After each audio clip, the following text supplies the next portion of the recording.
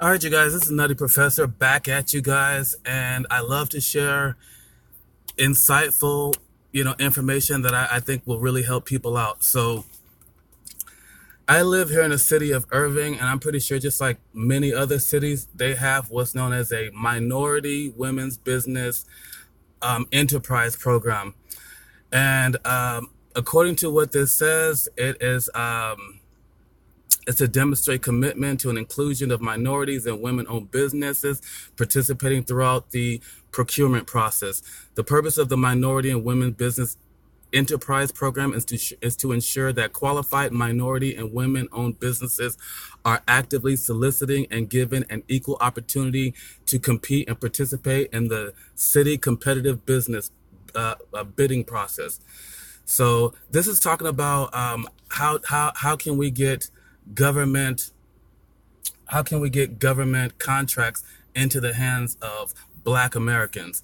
Now I know this right here is talking about women as well, which means that probably 80% of it is going to go to white women, but there's still a 20% that has a possibility of going to Black descendants of slaves here in the United States. So that's kind of the reason why I'm giving you guys this information. So, for example, here in the city of Irving, says our minimum participation goals are as follow. The city of Irving has an across the board goal of 26% of dollars awarded by council going to minority women business entrepreneurs. So this category is construction. The goal is to do 30% to women or minorities. The category is architecture and engineering. And I'm sorry, I'm sorry. The other category is architecture and engineering. That goal is 28%. The other category is professional services. That goal is 30%. Other services 20%. Goods 10%. So say for example, if we're a Black person and we're trying to figure out how can we get government bids, they're giving us a lot of different options. They're telling us that we don't necessarily have to be construction people. We don't necessarily have to be architectures, but what kind of professional services can we do? Are we able to find different vendors for electrical work? Are we able to find different, cheap roofing companies? Are we able to find different, whatever? Because you can pretty much start a construction company and just resource out everything. So your construction company is called the Nutty Professor, and my construction company builds roofs, but I don't know how to build roofs and I don't have any roofing materials. So what I'm going to do is I'm going to subcontract that out to someone else.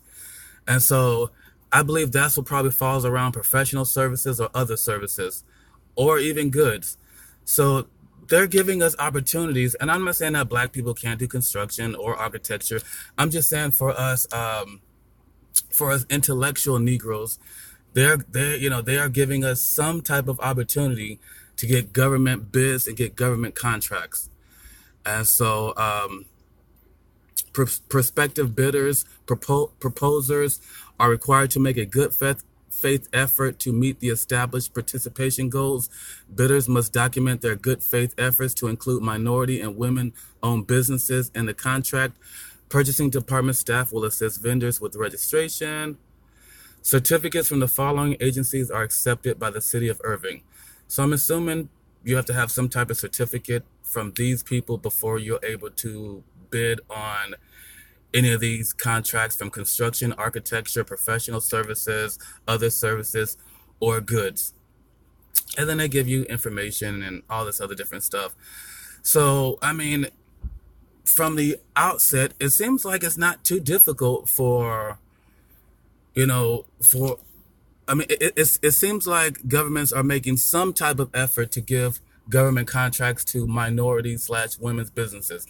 I wish you can take out the women, and I really wish you could take out minority.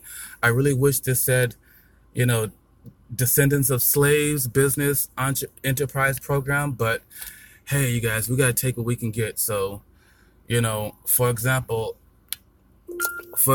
if they are, oh, fuck, it's fucking up a little bit, but it's okay. For example, if they're awarding 10 people, 10 minorities and women government contracts, it's still a possibility that you can find one or two descendants of slaves. So we have to try to figure out: are we going to be the one or two descendants of slaves that actually get these government contracts, or are we going to just sit around and bitch and complain? This goes back to one of the criticisms that one of my viewers mentioned, which was try harder. Try harder. So I want us Black descendants of slaves to, educate and educate each other about stuff like this. If any type of Black people that can get together and try to figure out how can we get one of these contracts, or what kind of resources can we get together. They have it on here for us. So that includes myself. If any of you guys want to do some type of minority women biz enterprise program, even if it doesn't take off the ground, I would still love to be able to go through the process with somebody like that. So we have to try to figure out different resources to kind of help us out. Real quick, I talked to a young Black man. I believe he was of African descent, but he had a pretty good African American accent. But regardless of whether he was African or African American, he told me about how he has a bachelor's degree in art, and by him utilizing a website called Code Academy, that's CODE Academy, he said that he was able to get the knowledge and the resources available so that he was able to compete at the job that he's at right now, which is he works at Microsoft. He's able to compete at Microsoft at the exact same level as the Indians and the other people who have master's degrees in Java, or who have master's degree in computer science or something like that. And so he was just mentioning to me about the fact that a lot of these tech companies, these master's degrees, these bachelor's degrees, none of that stuff really matters. They only really care about what you can do and what you can show them. So they don't care whether you have a master's degree in Java. They want you to be able to sit down at that computer and program some type of Java right there for them.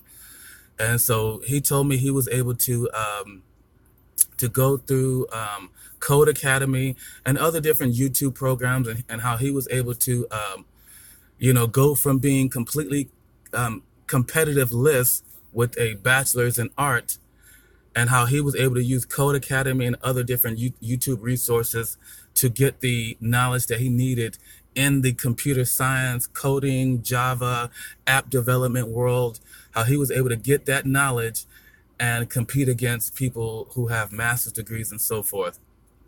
So this is just a quick video, and I'll let you guys go. Bye.